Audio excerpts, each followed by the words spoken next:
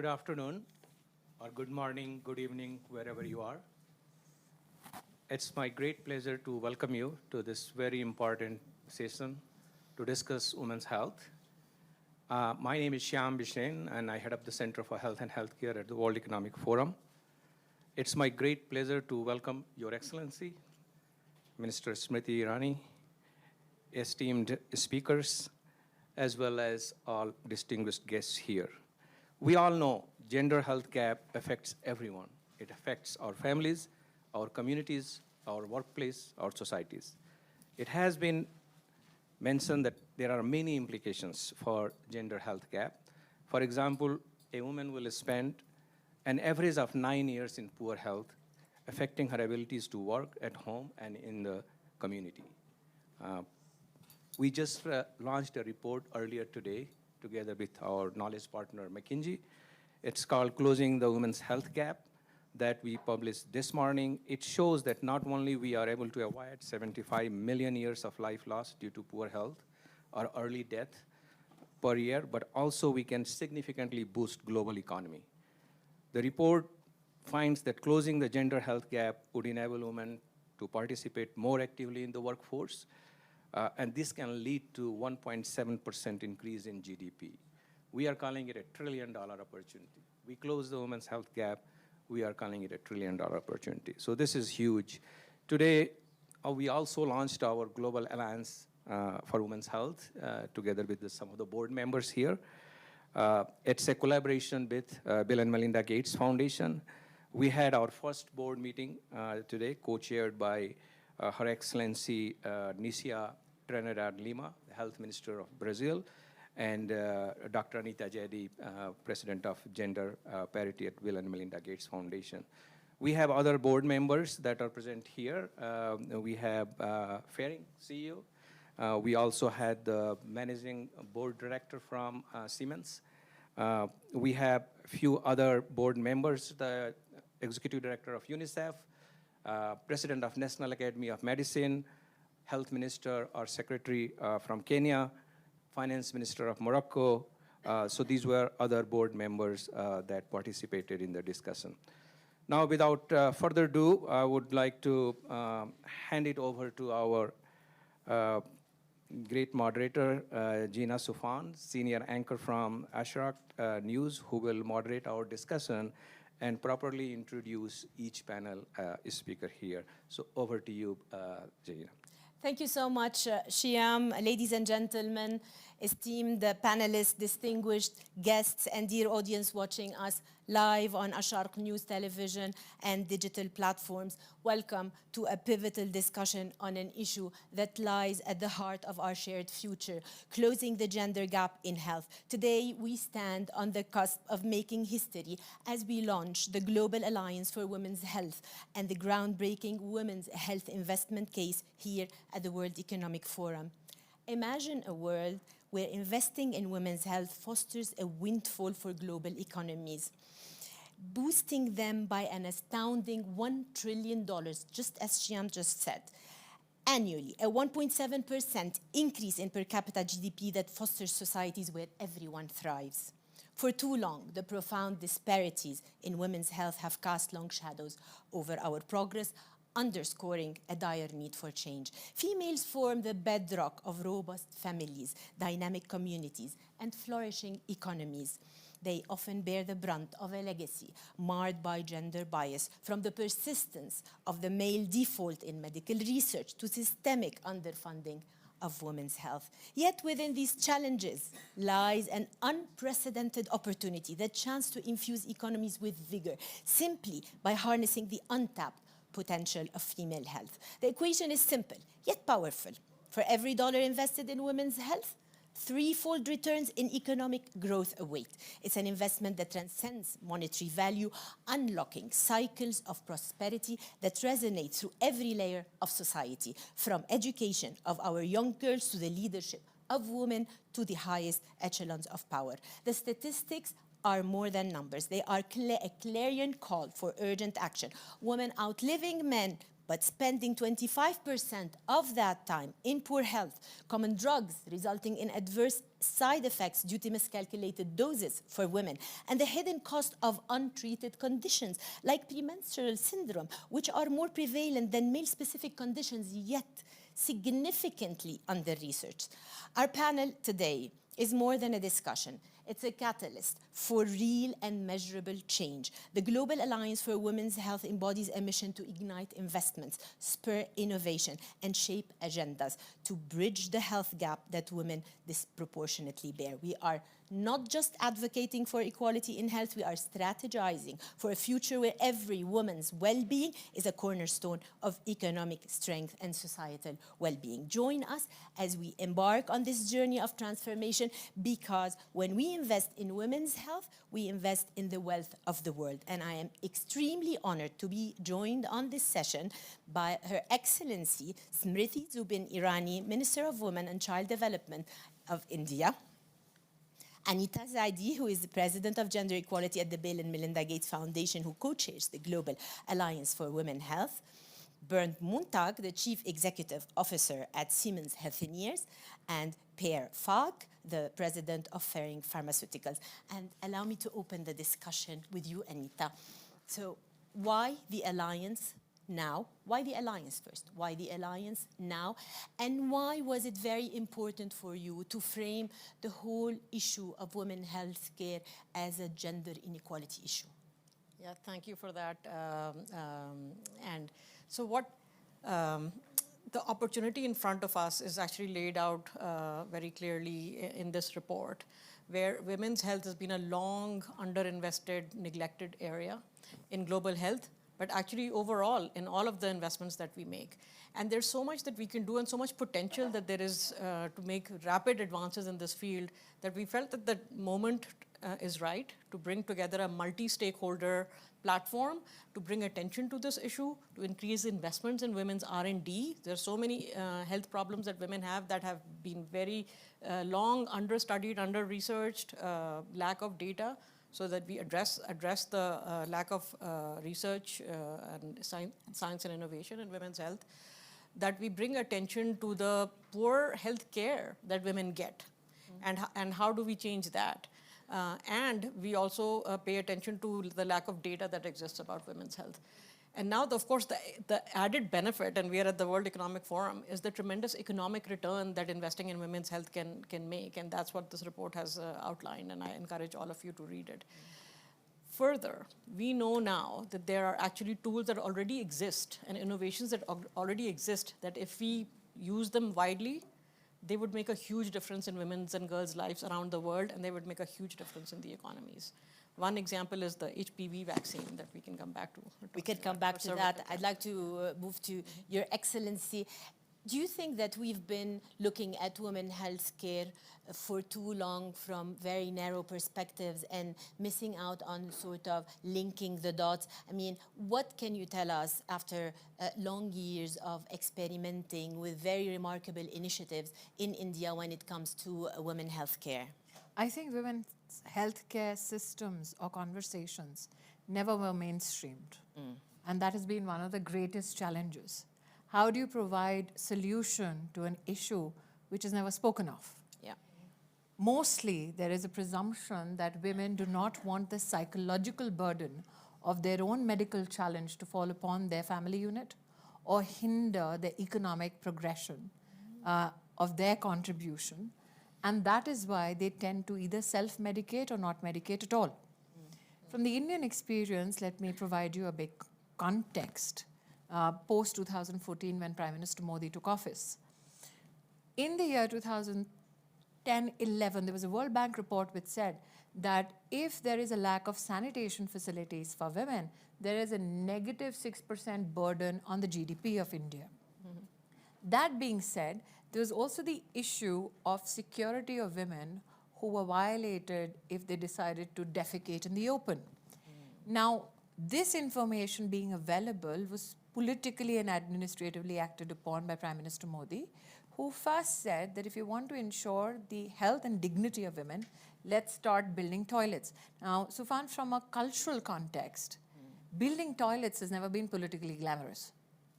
But Prime Minister Modi did that, and we built under his leadership 110 million individual toilets, which means it was an added impetus given to a woman's menstrual health as well.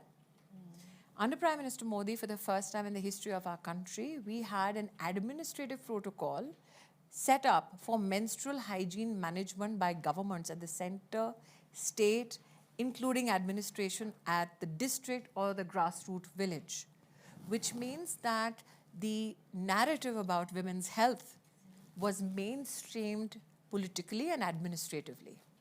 Then Prime Minister Modi said, let's look at the issue of access to safe cooking fuel.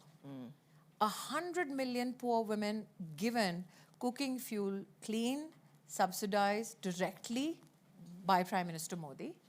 We saved, because there has been a WHO report which said we saved 400,000 lives per year of women only by providing access to clean cooking fuel. Then there was the water promise.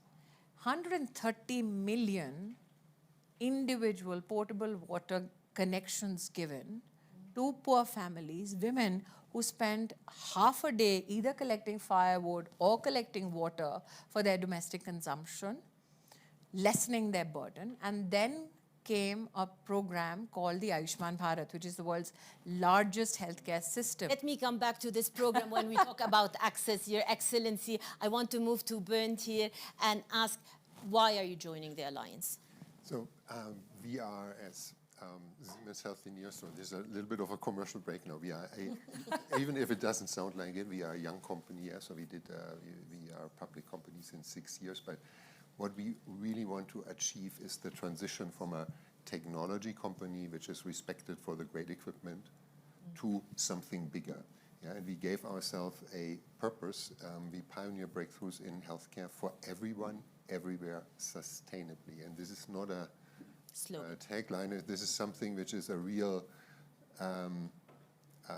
responsibility, yeah, where we measure ourselves and we really say, what is the impact, yeah, for 8 billion people? And about half of these people are women, yeah? And we need to be serious about it. And that is why we join, and that is why I think it is impossible in the long run, yeah, that women typically take care of the health matters of the families. The majority of nurses is female. In Germany, the majority of medical students is female, and since this year, the majority of medical doctors is already female. Yeah? But there is this huge gap, and whatever we can do to contribute, we want to do. Per, why are you joining, and do you think the alliance comes at a critical time, perhaps not only for women, but for humankind? I think it's for everyone. We should, and I think that's one thing that is very important. We should stop looking at this as, shall we say, solving an issue for women. Yeah. We're actually not. We're solving an issue for the population of the world, right? Because, and the report clearly shows that you know, beside the inequity and obvious unfairness, which of course is very authoritatively described in the report, we should remember that reports like that have been generated with regularity for decades and led to nothing. We know this very well because we are a solution provider within reproductive medicine and maternal health. We've been in maternal health for 5 decades, and we have seen that no matter the best efforts and how well we try, there is no traction or interest from payers or from science in this area. So I think it is at a critical time. I think it's overdue, so let's make it happen now. We are so happy to be here, and I think the composition of the Alliance Board as well as the people up here shows the complexity of the problem we're trying to solve. It's not only a problem of drugs or of infrastructure. It's a policy issue. It's changing hearts and minds of policymakers and decision makers. And for that, you need this multilateral group of people who can provide different perspectives. So for us, it's natural to be here, and we're really, really happy that we can join. I want to go back to you, Anita. So as Per rightly said, we've had reports before. What's different this time? Do we have more of an opportunity map? And what does a report like the McKinsey report with all the figures in it bring to the discussion? Yeah, that's a great question. So Gates Foundation has been working on gender equality and on maternal health for a very long time. Yes. Right? What's new is that 3 years ago, we made a new division called the Gender Equality Division, which is really looking at what are we continue the work that we've been doing, but we're looking at where are we missing impact, right? And one of the areas that we identified where we thought that we were missing impact and we could do much more was women's health. And we had the pleasure and privilege of organizing a convening with the NIH in the United States last year, where we brought together, NIH hosted this meeting, and we brought together 250 women and other interested individuals from around the world, representing industry, academia, science, philanthropies, venture capital, regulatory, patients, patient advocates, like women suffering from diseases that have no cures, very little investment right now, to come together and in a meeting and then discuss what is it that we should be doing for women's health, right? And this group, these 250 women, over the next year, worked to produce a report called the Opportunity Map. For women's health R&D, for women's health innovation, which has 8 areas of work that if we fund, it would solve so many of the health issues that we see among women, and 50 very specific opportunities that we should all address by investing more in science and innovation, as well as in better health delivery and better gender-specific and ethnic data, because a lot of the burden is right now hidden, and it does not get attention because nobody's measuring, right? Because measurement is undervalued. Your Excellency, I want to go to the Ayushman Bharat program that you have in India. You had just started speaking about it. So it touches the lives of 100 million families in India. You can tell us more about it. But what I am really interested in knowing is, after over 5 years of working on that program, what can you tell us about your observations of the outcomes of giving women access to healthcare? So I think first, before I just address the issue on hand, I would like to reflect a little bit on what Per said. All reports are not useless. In fact, the one that Shyam comes up with gives not only a cause for action, but also a cause for reflection. For instance, when I talk about Prime Minister Modi looking at what has been said before by experts on issues of women's health, he did it at various levels, and I've described some of it. There were also reports, and plenty of them, which spoke about access to healthcare and making it affordable. And looking at that challenge, which had been documented in many such agencies and many such possible organizational outputs. Ayushman Bharat today serves 440 million Indians across 27,000 hospitals for over 1,900 diseases. The hospital admissions only under that program now stands at a count of 62 million. Apart from that, the Prime Minister also dedicated his efforts towards preventive healthcare. So there are close to over 120,000 health and wellness centers that are operational there. When you look at opportunities in women's health, it does not only subscribe itself to access to healthcare institutions. It's also an economic opportunity for women to come up and become a part of the healthcare workforce. The pandemic showed that 6 million women turned up at the front line of delivering vaccine and pharmaceutical support to all Indian families. We did it digitally. Also, today in the health and wellness centers that are operational in India, 130,000 healthcare workers, 66% of them are women. But there are segments of healthcare vis-a-vis gender which need direct focus on. Anita spoke about this opportunity segregated 8 such segments. And when as a woman, I hear talk about, oh, healthcare is to be for everybody. I agree. But far too long have we said healthcare is for everybody, hence everybody will get addressed. But there are issues which are culturally contextualized to some parts of the globe where certain aspects of women's health do not get a public exposure. For instance, Ayushman Bharat Yojana ended up helping 270 million Indian women get screened for cancer of the breast and the cervix. Now, there was a presumption, let's say in the global north, that cancer of the cervix is a culturally taboo issue, will never be spoken about, and no government will address it. What this success or these numbers tell us is that all women needed was access and affordable care. Another issue, which is not gendered, but gives you cause for possible reflection, 360 million oral cancer screenings, men, women, everybody alike. Now, these are data sets on which governments like ours are ensuring the privacy of the patient at hand, are also ensuring that we have this whole ecosystem where we have over 600,000 data sets which are now available for investors and medical institutions to build on and service the medical community and women at large better.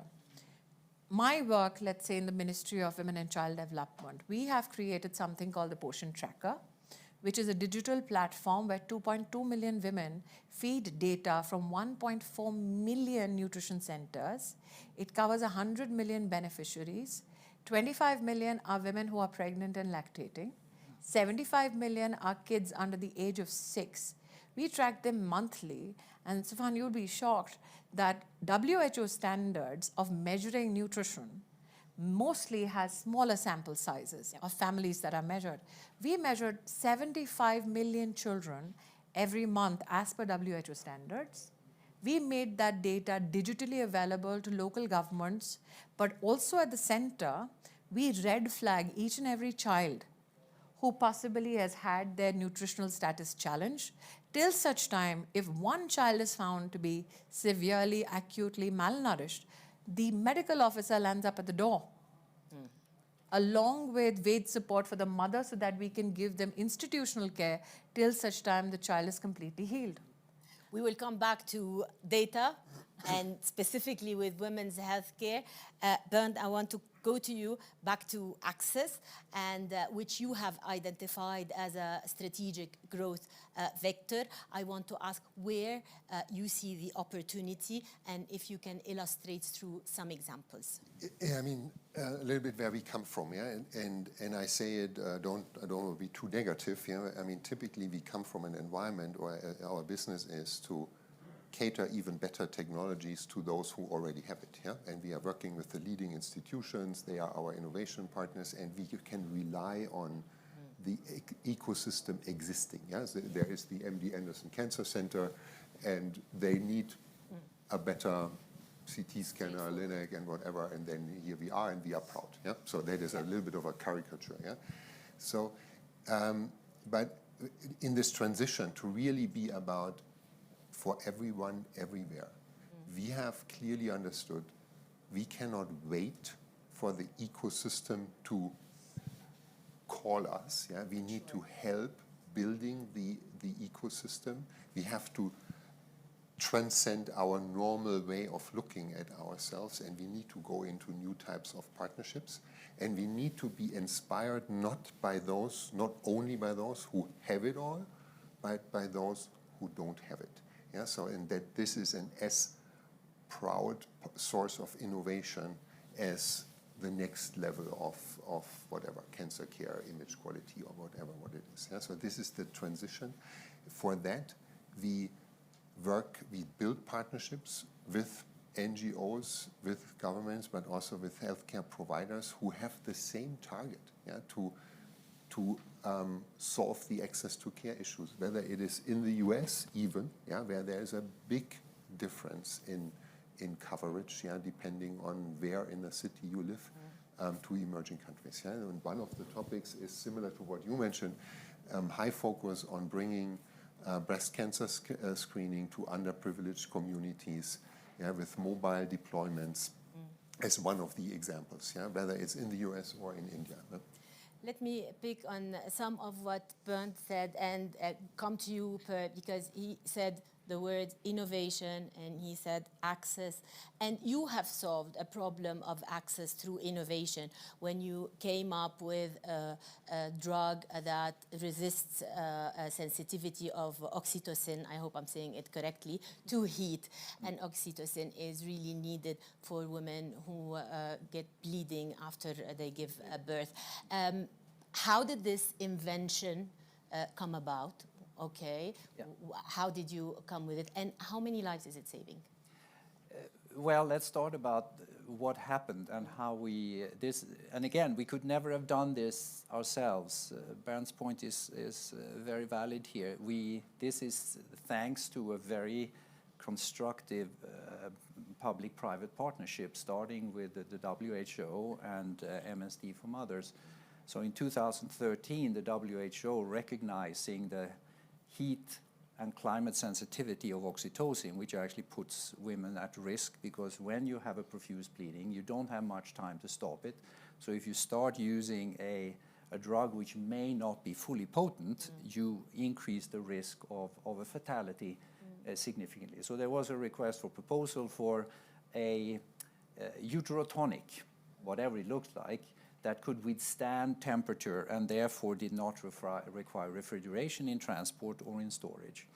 And Ferring had then worked with oxytocin and oxytocin-like molecules for a very long time, and simply engineering-wise, if I allow myself to be a little technical, by exchanging 1 out of 9 amino acids to an unnatural amino acid, this molecule became heat stable. And so when the request for proposal came, we had a solution. And we started this public-private partnership in 2013. It's now on its 11th year.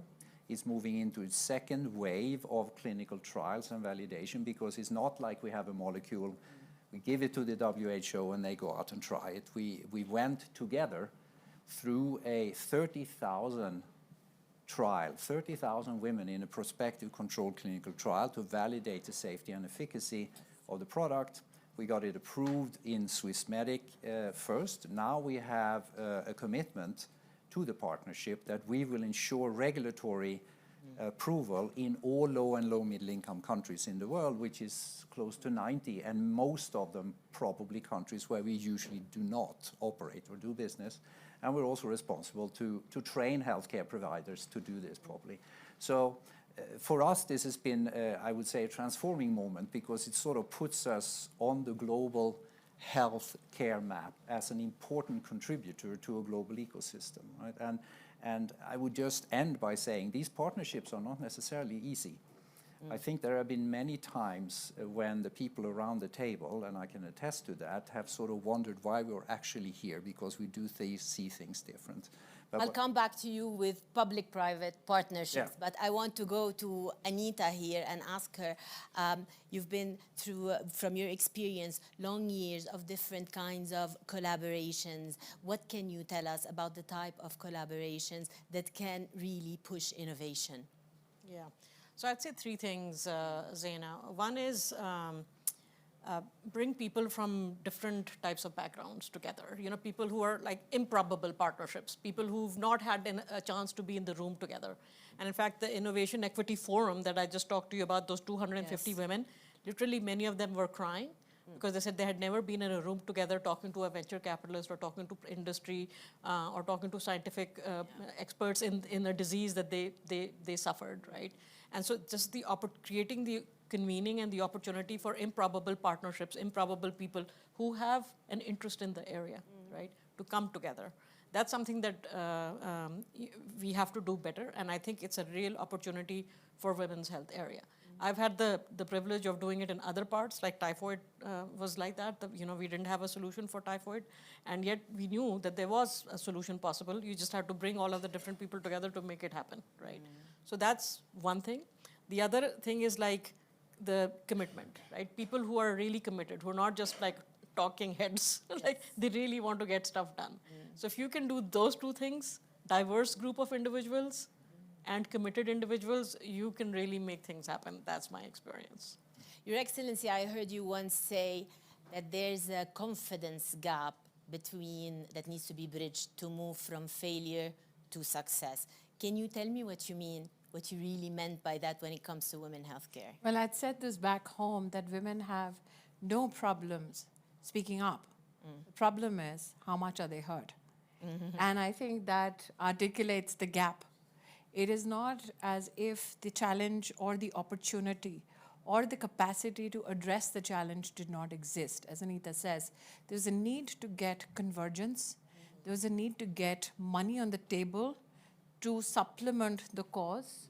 There was also a need to have policymakers come to the table and collaborate better. There are parts of the world, Zena, where public-private partnerships become untouchable in many arenas of engagement. The health sector is one such area where public-private partnerships have done well, both for the private sector and for citizens at large. And I think women's health is one such arena in which much is to be done, but it can only be done if the public-private partnership and the development sector can spearhead it. I think that's where the solution lies. So for me, as far as health and women goes, women never had a problem articulating the challenge. Who was hearing?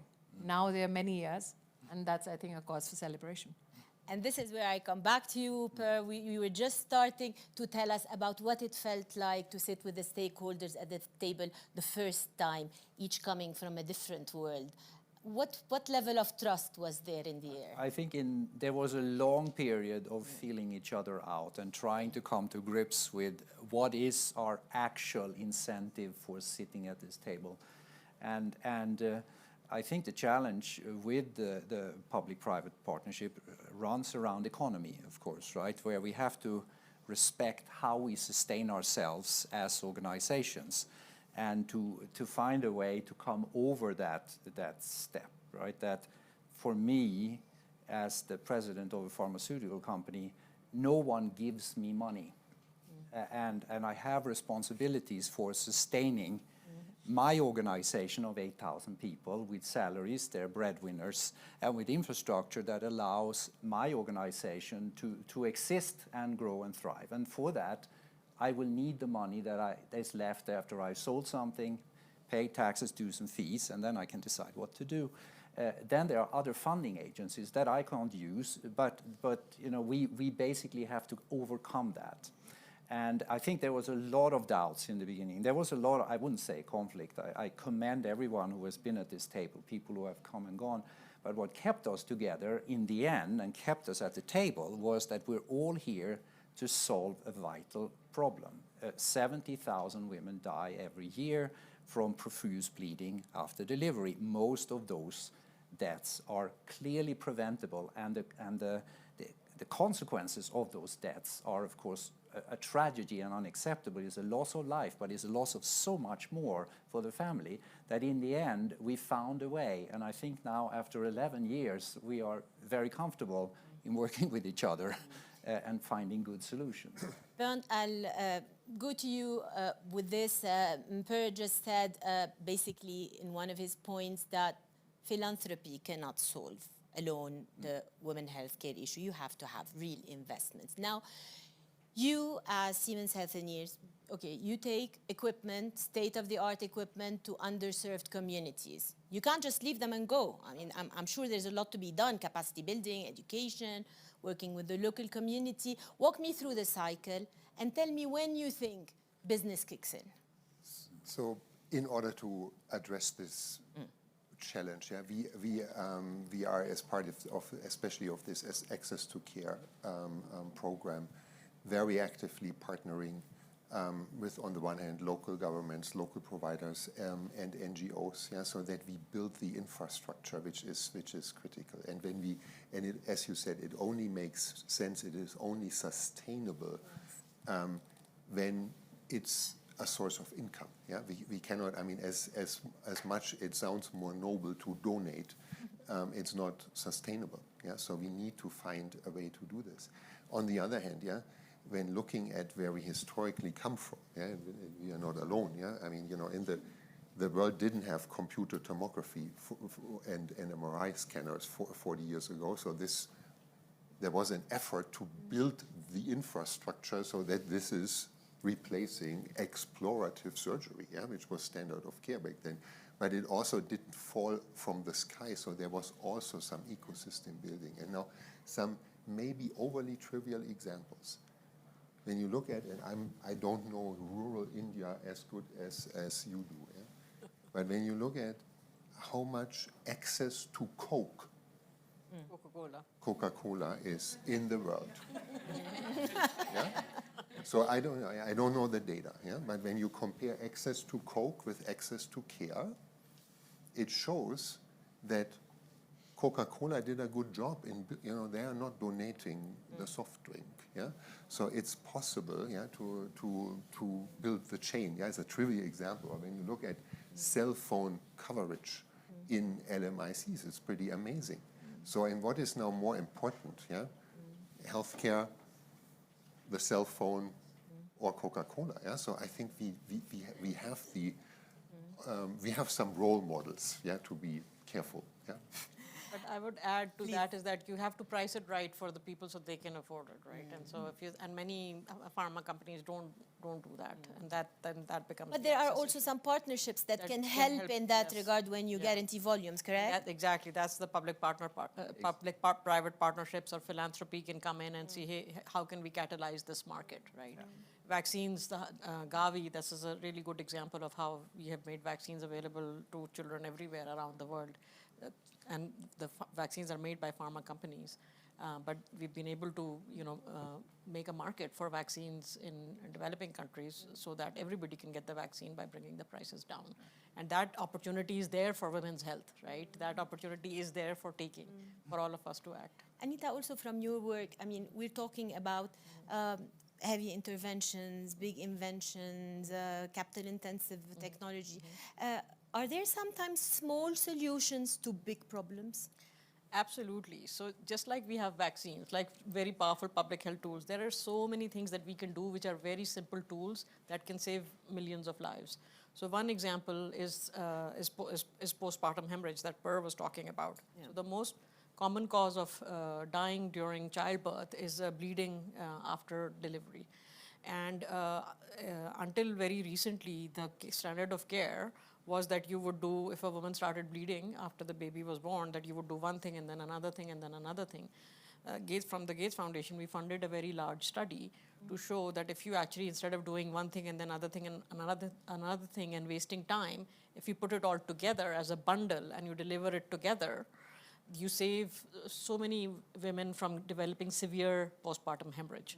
But there is an added benefit that came out of this study, which is just mind-blowing, which is that so far, there was not a good way of measuring how much blood women were actually losing, right? You just eyeball it and say, oh, this looks like too much blood to me, and so maybe I should do something. So the investigators, the people who did this study, had the brilliant idea that we should develop a standardized tool, which is basically a plastic drape that they put under a woman who's delivering, and it has a pocket at the end, which captures the blood that as it is coming out.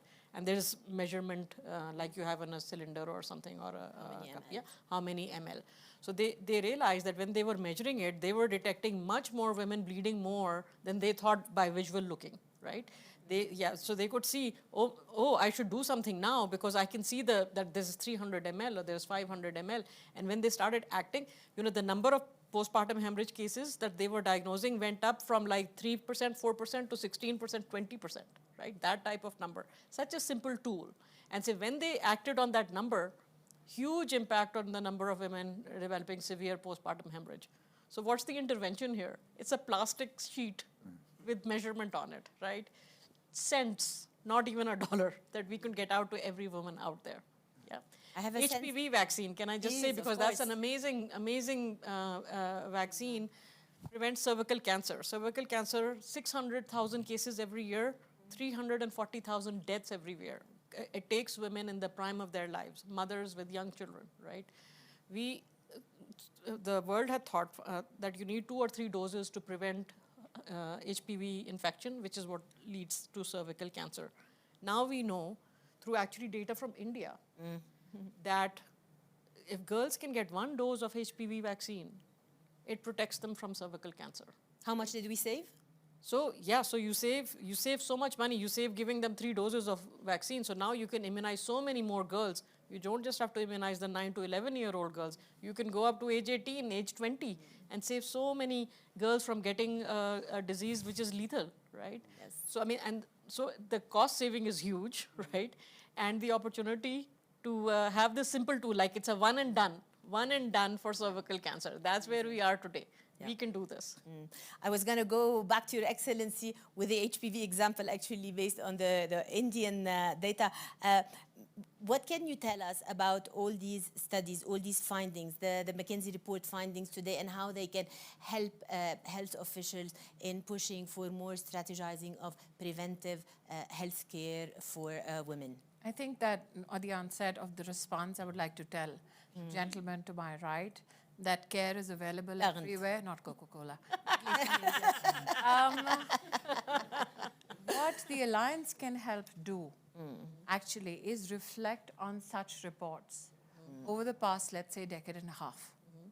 See what are the goals and the proposals that haven't been met thus far. If they can put and ascribe a geography to it, I think that will be helpful for thought leaders, pharmaceutical companies, those who are manufacturing medical devices, and also possibly give the Alliance the global expanse, which is its ambition, targeted benefits that will come to gender and health. So that's one. I also believe that there is much data which is not available only with policymakers. But let's say Siemens and the medical instrumentation, which is available at their end, they have data from the entire globe and the health systems there, which without, I think, usurping any proprietary rights, at least that data also can speak to such an alliance, which will help inform policy better. And I believe, lastly, that many alliances, and the pessimists will say, are pronounced, but never are implemented in an accelerated fashion. So can we have at least 10 such agendas, especially on deliverables, not only in terms of research, because research is a very poignant journey, takes time, takes effort, and takes dollars. But they have been known to have, we've had frameworks where if you can pinpoint certain diseases or certain medical challenges, which within the available medical ecosystem today, governed by policymakers and private sectors, if such medical challenges from the gender perspective can be, as a red flag, made available to every country, public and private partner, I think that this amalgam of some of the best minds can help. I really like that idea, because it's like what Minister Irani is saying, is like, what are the best buys that exist today that countries can implement, right? We can do that, yeah? For instance, and I'll take from what Ms. Zaidi said about the plastic sheet. Yes. We all know data exists today where most of the deaths are happening at childbirth due to excessive bleeding. Yeah. We are a country when there was pandemic, global supply chains had shut down. When there was no movement of goods, services, machines, we built the Indian PPE suit industry. In March, when the pandemic hit, we had 0 companies.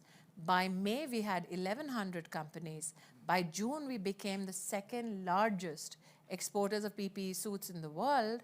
80% of those who are manufacturing were women. Your Excellency, I want to move to Bernhild because we're on TV. We have to stick to time. What role do you see a company like yours playing in bridging this data gap? And AI is coming into the equation now. So I think the big opportunity of AI in this context is that when we again switch from the topic of the, let's say, the established healthcare systems to the to emerging healthcare systems. The discussion in the established healthcare systems is AI is a productivity tool.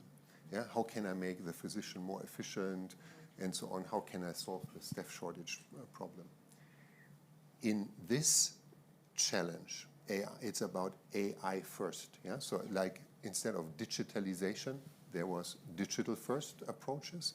And instead of AI-ification of existing topics, it's about using AI to bring access to care. Yeah? So, and this is, we have one example, yeah, where we bring together with the Global Fund AI-based screening of tuberculosis to Indonesia. Yeah? So this is about bringing diagnosis where it wouldn't have been without it. Let's continue the discussion outside. We ran out of time. Your Excellency, Smriti Zubin Irani, Minister of Women and Child Development in India. Thank you very much. Anita Zaidi, President in Gender Equality at the Bill and Melinda Gates Foundation. Thank you so much. Bernd Montag, the Chief Executive Officer at Siemens Healthineers. Perfa, the President of Ferring Pharmaceuticals. Thank you very much. Thank you, ladies and gentlemen. Thank you.